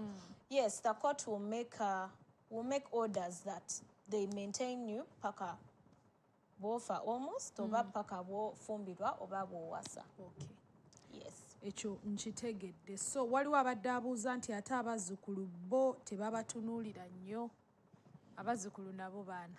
Abazzukulu nabo baana. So the law provides bw'obeera ng'okola eddaame gw'abeera amanyi gw'oyagala okuteeka mu ddaame lyo. Omuzzukulu osobola omuteekamu, mukwano gwo osobola omuteekamu, musumba osobola omuteekamu, naye just abo abantu abo era nga bwe mboogeddeko bo bw'obaleka ebweru ekkooti ebeera erina kyesobola okukolawo. For example, ate esinga kukolawo nga oyina for example essente zijja over a period of time. For example, oyina ennyumba z'abapangisa, periodic monies ezo eziyingirawo kkooti weekikwatira. Bw'ebeera nga tesobola kikwatirawo, then nga buli kintu kiweddewo wakigabye tewali yadde awo nga bagamba kale lino eddaame terigenda kukola tuddeyo eri. Yes. The law provides for gyeri abantu nga bo tebalina ddaame. What happens to their property? Etteeka lirina percentages ze ligaba ku bantu abatalina ddaame. Yes, ku bantu abatalina ddaame nti omukyala atwalako 2, abaana batwalako 75%. Ba dependent relatives kojja senga maama balina nabo percentage gye batwalako, ne customary heir naye alina gy'atwalako. Ekitegeeza bw'oba tokoze ddaame mukwano gwange atulaba oba olekedde kkooti okutegeerera bw'oba nga tokoze ddaame. Ekyo ndowooza abuuziza ekibuuzo ekyo akitegedde bulungi. Ab'emikwano tuwandiike tulaame laama wandiika mu wandiika ekola obuwandiike. Ababadde babuuza ndowooza n'omulala yabuuzizza oli avudde ku taata we n'agamba nti akole audio. Nedda tosobola kukola audio kulaama. Okulaama kubeera mu buwandiike, kutabeera mu buwandiike tekubeera valid. tuli bafumbo nze n'omwami wange tusobola okukola ekiraamo nga kyawamu ekiraamo kya mwami n'omukyala bagundi oba bakamulegeya oba baani abafumbo abali ab'enjawulo oba ekiraame kubanga we twalina ow'ettaka yagamba nti land title esobola okubeerako as many people as possible kati nze nange mbadde mmanyi nti nga land title weebeerako abantu abasukka mu omu nga bwe tuli abafumbo that two shall become one twafuuka omu ne tuwandiika ekiraamo nga kya muntu nga tuli babiri naye nga tuli omu. Yes, nkitegedde ekibuuzo ky'obuuza tekisoboka because n'essaawa zino tulina national IDs tuli omuntu omu logically badde baregisteringako omwami gwe omukyala ne bakuleka but we are different people. Okay. Ate olulala ne properties ze tulina za njawulo. Yes, ne bwe tubeera nga kale ku land titles kwe tuli ffenna and all that means that ayinako party ye nange ninako eyange kitegeera. So it is very important that ne mbeera nga tuli omuntu omu nga yeye ngombo yaffe we are one. We need to make sure that omukyala awandiika eddaame lye n'omwami n'awandiika eddaame lye because usually omwami otrustinga mukyalawo n'omukyala otrustinga mwami wo so overseer w'ebintu byo ng'ogenze abeera the other person. Okay. Because tulina abaana who do I trust to take care of my children other than my husband? Okitegeera. So when such things come to play you start to think about it nogamba it wouldn't make a lot of sense for us to have one will, but then it is also not practical kubanga kati omukyala bw'asooka omwami ng'omwami agamba twawandiika eddaame yaffe yino eri emu omukyala ye maybe emmotoka ye eri UBQ weyiye eri UBA kati so those different dynamics really make it not practicable for a couple to have one will. As a couple, buli muntu nga bw'olina NIN yo national ID yo DNA yo n'ekiraamo nakyo kiba yes, kiba independent. Wayogedde ku bantu kubanga waliwo ensonga ezzeewo wano waliwo abuuza customary hair yani customary hair ye musika si bwe kiri customary hair ye musika owe oba ngambe owa ow'ensikirano ow'ekika gwe babeera bataddeko sinti nze ogenza okubeera nti katugeze Musa bwe yavaawo Yoswa n'adda mu kifo kye nti gw'ovuddewo nze gwe bataddeko okutwala ebintu byo ow'ekika kyonna abeera tugambe ow'ennono ow'ennono. Okay. Yes, ow'ennono.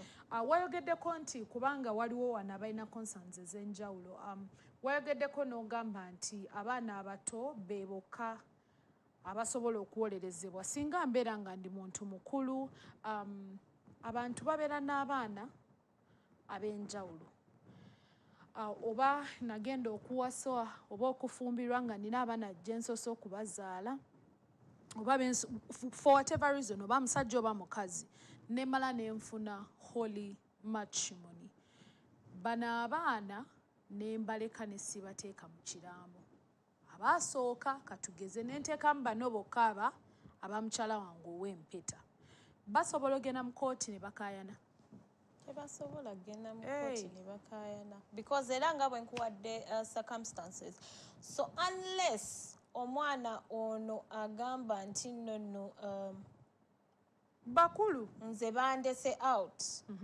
ali mu category gye tuyita dependent relatives really for my sustainability mbadde siinaayo kirala kyonna naye omugenzi nga yabadde andabirira in everything naye nga ndi mukulu yes naye nga omugenzi yabadde akulabirira in everything engoye yazigula buli kintu then that I can go to court but then as the court deems fit kati awo bwe ngamba nti as the court deems fit nga court yo bw'ebeera erabye bw'esalawo sobola okugamba nti naye gwe oli mukulu genda okole yeah but then it is easier for the circumstances that I have given you yes kubanga waliwo n'omulala still in that same regard abuuza n'agamba I'm hoping for that it's a different answer manyi mwe bakanso agambye ate bazadde baffe we babanga babagabira buli omu n'afuna ewuwe naye omuzadde n'azimba in that land naye n'amala n'afa n'agamba abaana bwe batugoba ani ayinza otuyamba mostly nga it's on my mother's side it's mamange gwe baawa ebintu si ku side ya tatange as you know how culture sort of dictates in this country kati kyo kikola kitya basobola okuyambibwa bano mama wabwe bamuwa mama wabwe bamuwa babawa buki n'azimbako ennyumba babagoba can they defend this cause or they can't? Yes, they can. Okay. They can. Why? Because that forms part of their mother's estate. That forms part of mama bwe bye yali ayina nga mulamu.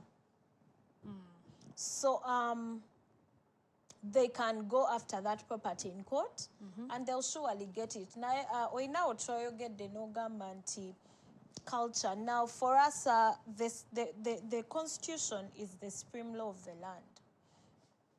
And the constitution applies to us without discrimination. Yeteeka erisingayo mu Uganda lyonna. Ate when it's dealing with us, tetwawula yawulamu ono mukazi oli musajja era egamba nti ebyo ebyobuwangwa n'ennono ebitwawula yawulamu they will not apply. That is why I have seen girls nga basikira ebintu bya kitaabwe because the law does not apply to us in a discriminatory manner. Tetwawula yawulamu. Yes, bano bachala, bano bami. It applies to us all as human beings. Okay. Yes, so even when parents are giving out their property, they should not be scared. Nti abaana bawala. Actually, at my home, we are only girls. Yeah. And when my mother is introducing us, she says, beautiful girls. And I am proud to say we are beautiful. But abaana bawala, baba we property because the law deals with us them as humans, not according to our gender. Okay. Yes. Bwe nkomawo njagala okomawo n'ekyawandiikibwa ekyogera kubeera nti abaana abawala basobolera ddala okwetwalira obusika ate n'ebintu by'abakitaabwe. Katukomewo.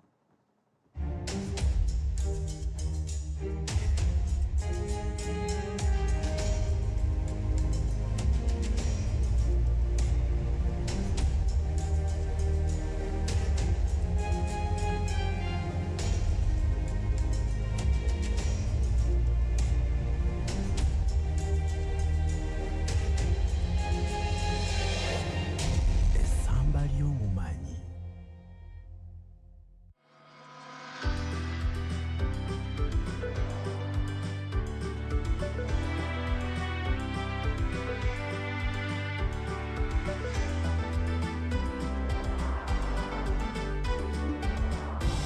Eternal Life TV, now and forever.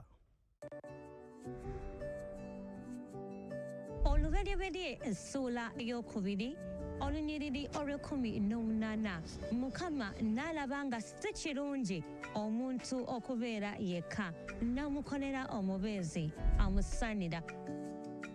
Bwe weeyongerayo ku ssuula eya 24 Bayibuli egamba nti omusajja ky'anaavanga aleka kitaawe ne nnyina ne yeetaba ne mukazi we ye nabo banaabanga omubiri gumu. nkwaniriza ku program Mukama akikoze buli lwa Sunday essaawa 11 paka ssaawa 12. Program we tugenda okuleetera abantu abasazeewo okwetwalira obufumbo obutukuvu. Nkutwala gwe Joanita Namutebi okuba mukazi wange. Oyige ngate bw'onyumirwa nange omuweerezaawo Esther Naradda ku Eternal Life TV. Togisubwa.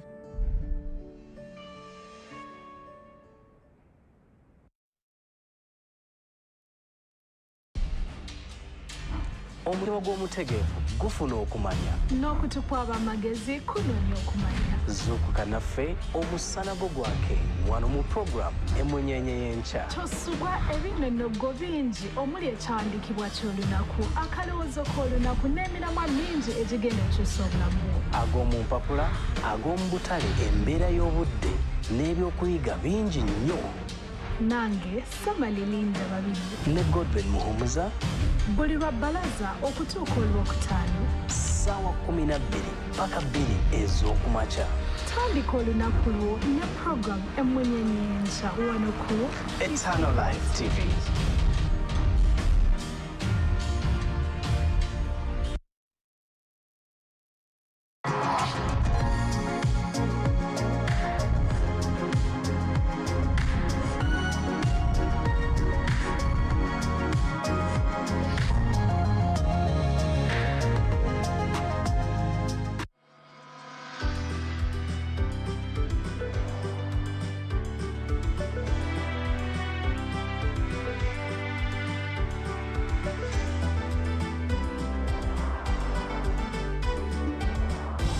Eternal Life TV, now and forever.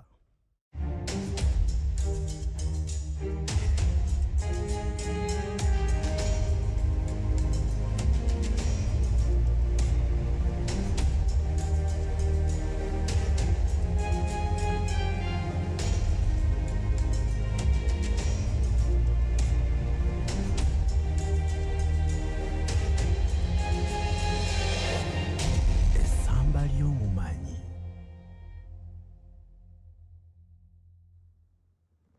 eddakiika ziri 31 ezakayita ku ssaawa 3 ezakawungeezi ka leero. Olaba Eternal Life TV program Essamba Ly'Omumanyi. Ndi musanyufu nnyo okubeera nti oli eyo ng'otulaba ng'oyigira wamu naffe. Olwali twogera nsonga za kiraamo, tuli ne counsel Elizabeth K nga yali wano okutulambululira ensonga ezo. Kyandiikibwa kyogera mu kitabo kya Yobu 42 olunyiriri 15 bagamba nti tewabeerayo bawala balungi okukira bawala ba Yobu. Awo kitaabwe Yobu n'abawa amataka okubeera nabo wamu ne bannyinaabwe oba baganda baabwe ab'obulenzi.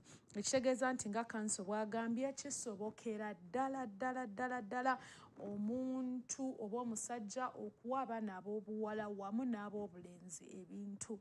Era abaana ab'obuwala tetweyibaala era tetweraliikirira, tetubeera mu bweraliikirivu nti tunaafuna ebintu tetuufune, tujja kufuna, tugenda kufunira wamu ffenna. Counsel tukyayogera.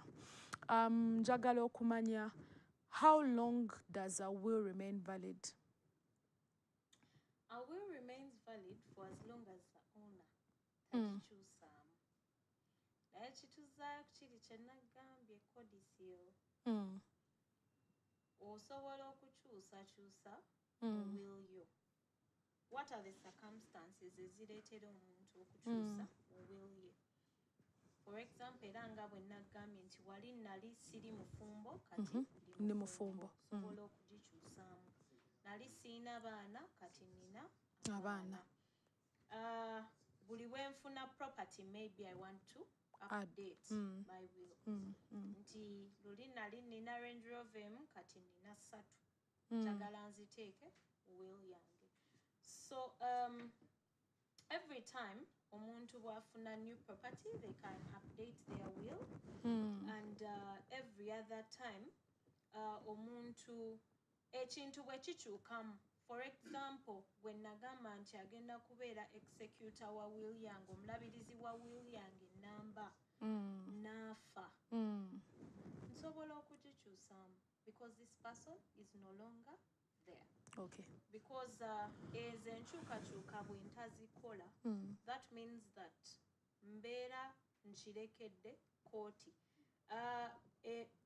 Nga bwe nkugambye nti Range Rover zange ebbiri bwe ntaziteekamu ezo kooti yemanya bw'egenda okukola ki okuzi-distributing according to the law. Okay. So it is good that every time omuntu wafuna property empya, they update their will. They make another addition to okay. Twagala okubeera nga tuwumulamu katono nnyo okubaako nga tukola ku nsonga za volume katono ddala. Tugenda kudda in a split second.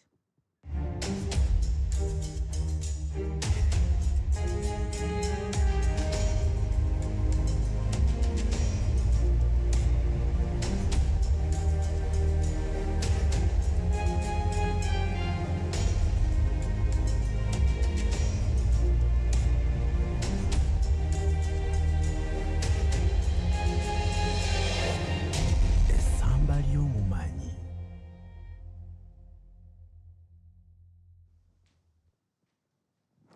Bwe tubadde nga tetunagenda mu break omulundi ogwasoose, twabadde twogera ku nsonga ya abawala okubeera nga basika, ekyo ne tukyogerako naye oba nga bafuna properties oba okusikira and what not. So ekyo nekyo kitegeera naye guest waffe tubadde tufunyemu obuzibu ne volume, but thanks be to God eteredde. Abadde atunnyonnyola under how long can a will remain valid, oba ekiraamo kimala bbanga ki nga kikyakkirizibwa. Yes, ekiraamo kibeera valid nga bwe nagambye paka nga nannyini kiraamo agambye nti ali mu kukyusaamu oba nga kikyusizzaamu, togamba bugambi, you act on it n'okikyusa. Kiri ekigambo kye nagambye n'ogamba tutandise condition. So kati okola eyo codicil ebeera alteration, nkyukakyuka mu kiraamo, oba oyongerako oba oyina byokola ki byotoolako. So in circumstances, for example, where omuntu afunye property empya asobola okugyongera mu kiraamo kye, oba oba nina byentunzeeko nabyo mbijjamu kuba tebikyali byange. Jjukira twagambye mu kiraamo oteekamu ekyo ekikyo kyokka, so bw'otundako n'obijjamu mu kiraamo kyo, bw'ogula ebirala n'obyongeramu. Also there are unfortunate circumstances where, for example, gwe wateekamu ng'omulabirizi wa ekiraamo kyo Katonda muyise n'akusookayo before you. Yes. Oba si mulabirizi yekka oba n'abantu abalala mu ddama eryo n'ogamba nti kale ekyo kye nali mpadde gundi kati kankiwe gundi. Ekitegeera kye ŋŋamba. N'okyusakyusa. Yes. Enkyukakyuka. So will ebeera valid until w'oyagala okugikyusakyusaamu. Okay. Ate era ne bw'ofa bw'obeera ng'okoze ebiri byonna betwogeddeko ina emyaka 18 ogiwandiise bulungi, properties ozidescribinze naawe weerambuluddeko who you are in identity, properties nazo zidentifyinze bakusayiningiddeko abantu babiri wansi awo, and actually basayininga ku buli page.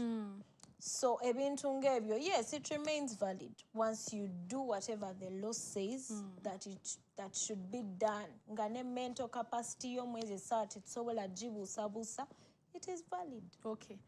Counsel, njagala otuyamba obulire abantu obategeeze bandikyusizza ekiraamo kyabwe after a period of what time ng'ogeraageranya?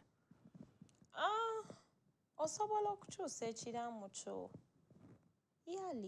yearly buli mwaka guggulawo ne guggalawo. So ku agenda ye ey'omwaka osobola okuteekako nti ojja gi-revisinganga buli mwaka.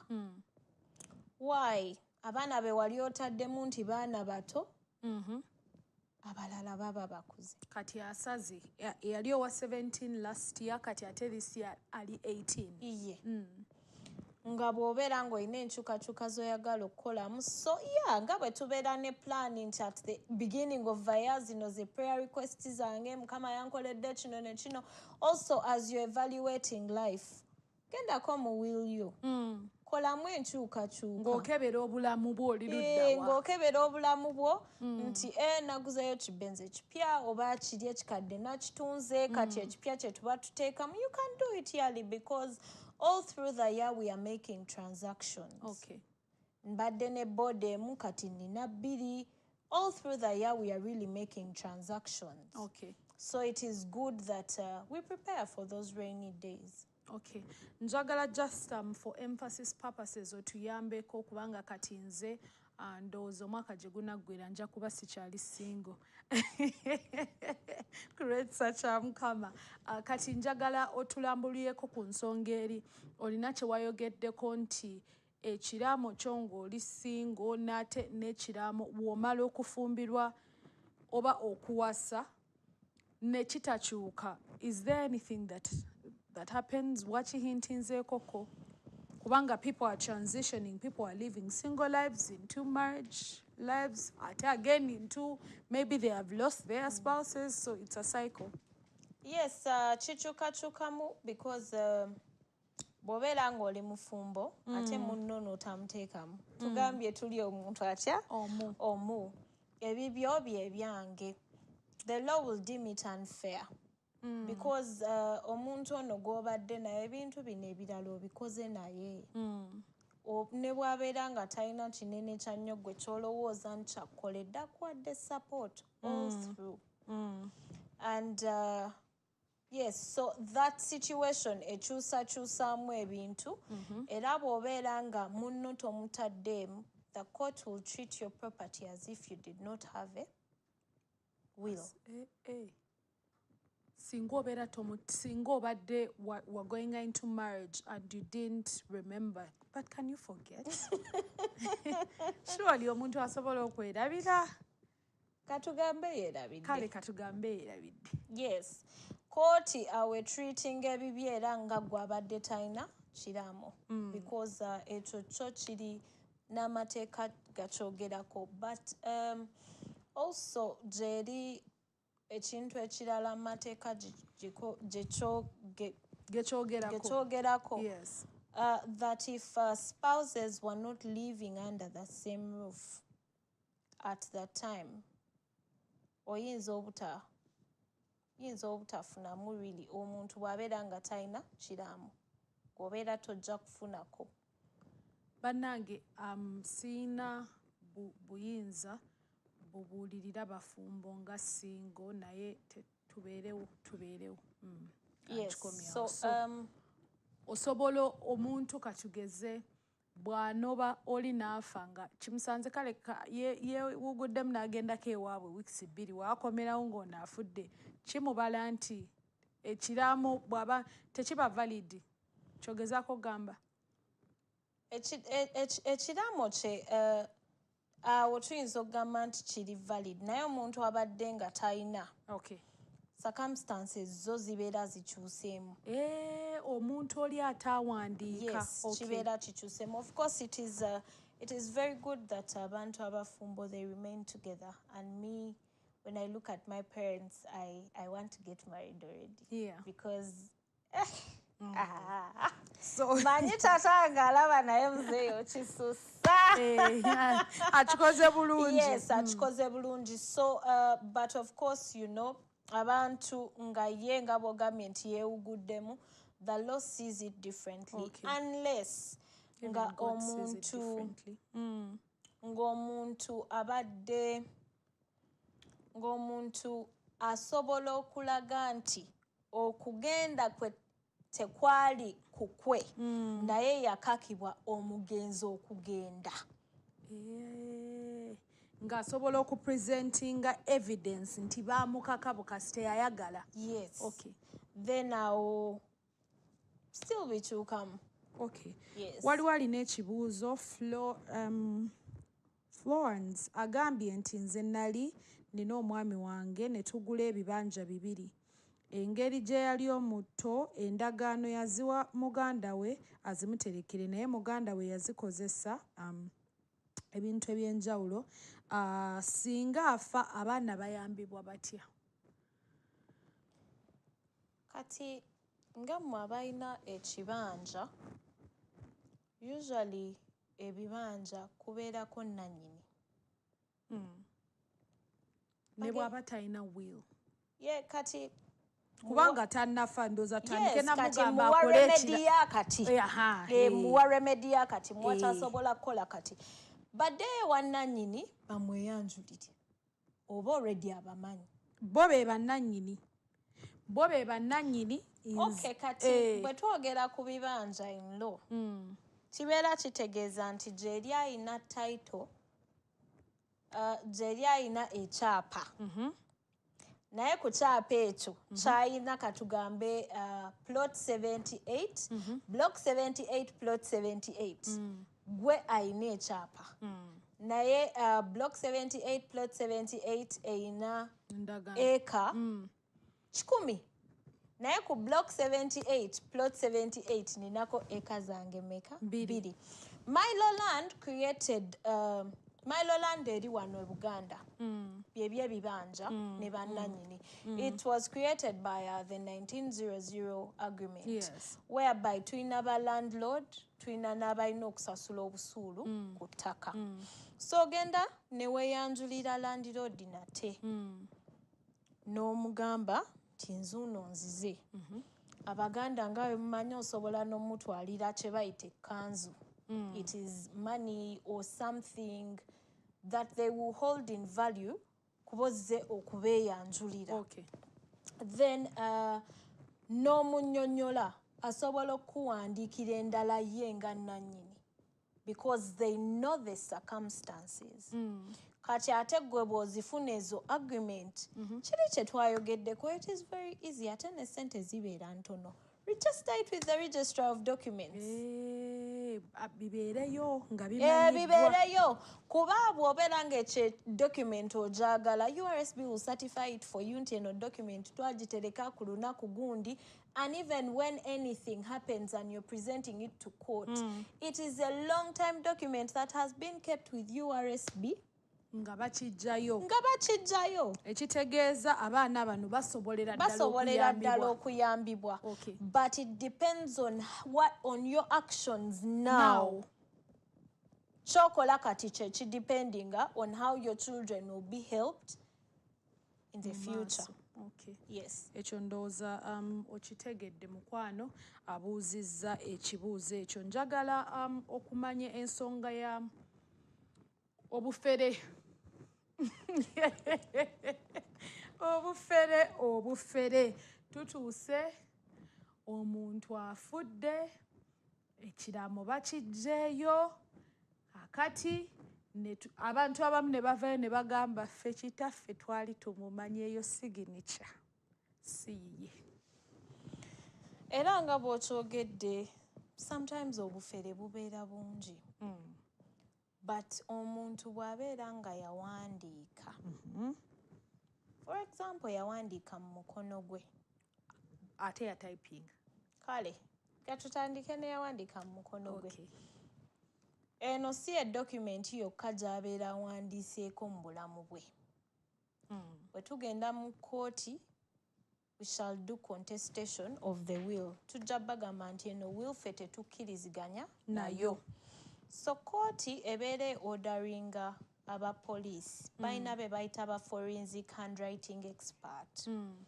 Nga ye yakuguka mu zi handwriting kuzi ng'amanyi nti eno neeri. Nti kapi kakyuseemuko kati katunudde eno si kekosa malita. Bwe bamulaga the documents that you have written over years. Nga ye bw'atuula ng'agamba these documents were written by different people. Oba bw'abeera nga osigninze just nga it is typed.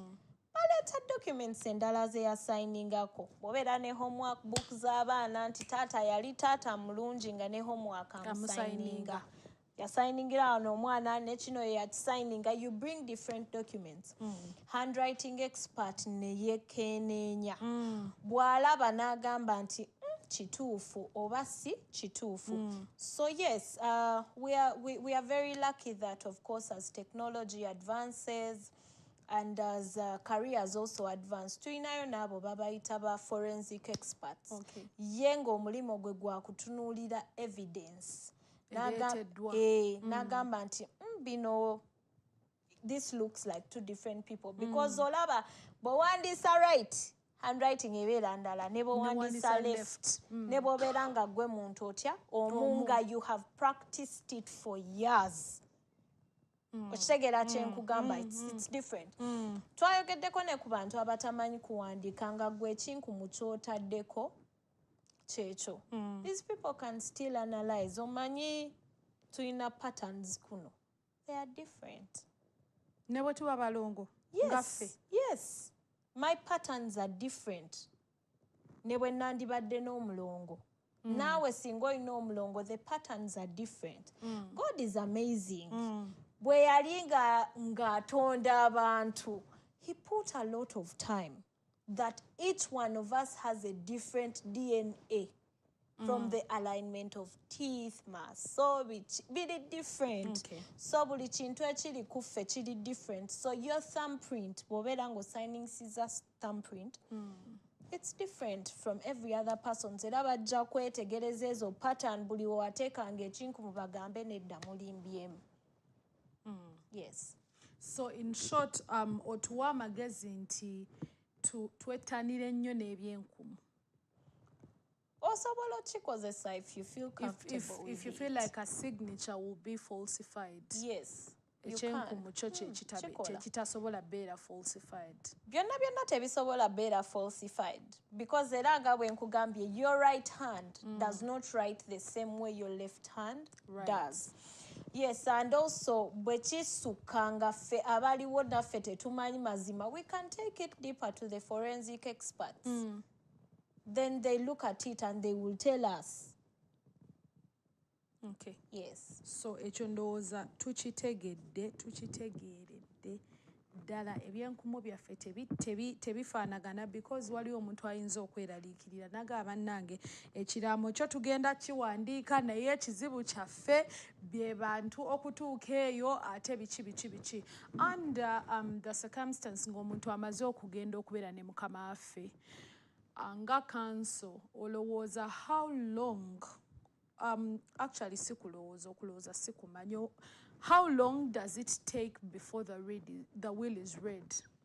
Nga tebannasoma omuntu amaze okufa kitwala bbanga ki balyoke basome eddaami oba ekiraamo? It depends one on the circumstances eziriwo. Eddaame zibeera wishes oba z'omugenzi omuntu kyeyayagala nga kyeyayagala. So it depends on the circumstances. I've seen where a will is read immediately after the burial.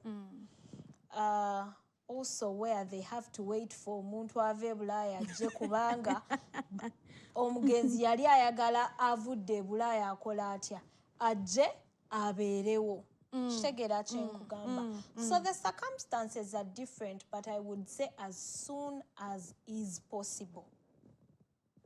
Eddaame lisomebwe. Do I have to have a particular lawyer or do I even have to have a lawyer at all for it okusomebwa? You may not have to have a lawyer for it okusomebwa. Yes. Abantu b'obeera oteresezzaako. Now this is it. Twayogeddeko nti osobola odditereka ku high court n'oteresa n'otwala ku registry. You can even give the same. Now this is what happens. Bw'otereka in different places, it has to be the same exact copy. Hey. So buli w'okyusakyusa bw'obeera ng'atereka ku high court n'otereka mu registry pastor wo n'omuteresaako mukwano gwo n'omuteresaako, everyone needs to get a new updated copy. Can we photocopy it? Can we photocopy or we make different copies? You make the same same copies. Yes. The same thing. Ochiwandika over and over and over and over. Yes. Okay. Kuba jjukira olina okusainingako. Okay. Olina ne ba witness bo nabo tebalina kukyuka. So yes, it's done at the same time. Yes. So you may not have a lawyer okusomebwa, but it would be good practice that you have a neutral party nga yakola ki. Omuntu ateekubirira. Atagenda kwekubirira. Kuba bw'obeera nga imagine okiterese mu kifo ekyo kimu ng'ate ne gw'okiterese naye tomanyi oba akwagala nnyo. But me as your lawyer, I am under duty because I am only but a service provider and I need to act in your best interest. So a neutral party is the best person to actually read the will. You can neutral party asobola better one of your witnesses or what asobola?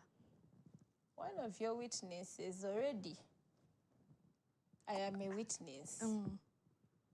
Ate nkusomera ekiraamo. Then it is just good practice that a neutral becomes party. compromised. Yes, because me as a lawyer actually I cannot be a witness to a will that I have prepared.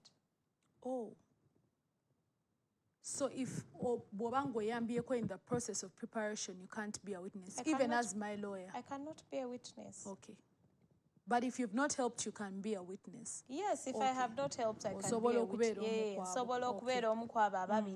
But if I have helped, I cannot be a witness. So you see what nze lawyer wa my neutral party, it will be easy for me to read. Naye bwembeera nga family yo ngimanyi, nze musumba or maybe family yo ngimanyi, ngenda kwekubira ate nyinza okukitunako ne ngamba naye omusajja ono mukyala we n'amuwa ennyumba yokka ate n'ennyumba eyo tetujogeddeeko naye abantu abafumbo ennyumba yo gy'obeeramu ne mukyala wo bw'ebeera nga yo it does not form part of your estate. It's either tuli omuntu omussa ennyumba yo nnyumba yange tosobola kugigaba. It is only in my absence that nti siriiwo maybe katonda yampita okusooka that yogamba nti y'abaana. So counsel, obudde bwaffe bugenderedde, njagala otumireyo abantu babiri bwe bati omu babiri with the exception of Jonathan, 2 people. Wow. Tatange omulungi mwagala nnyo. I love my dad. And Daddy, I love you so much. So Daddy is 1. Yes. And 2 is my mother. I thought I'd be the second one. Okay. Yes, 2 is my mother. But allow me give myself a 3rd person, my sisters. I have 3 siblings. And I love them so much. Ladies, I love you so much. And yes, thank you very much. Wow, program Essamba Ly'Omumanyi zibeera 2 okutuuka 4 ez'ekiro olunaku lubeera lwa 6 ne repeat ku Lwokusatu okuva ku ssaawa 3 okutuuka ku ssaawa 5 ez'ekiro. Nze Samali Linda babiri tuwandiike tulame tuteeke ebintu byaffe mu buwandiike twetegekere ennaku zaffe ez'omu maaso. Basajja bangi mu Bayibuli abaakola nno abaalama ne bawandiika ne boogera n'ebigambo because they were really men of war, and those that were not really baawandiika wansi. Kitutaasa ezzigoti n'ebintu ebirala bingi ebisobola okubeerawo ne biteeka abo be twagala mu katyabaga. Tubadde ne counsel Jemima McKay. Until next Saturday, Jesus is Lord. Have yourselves a good night.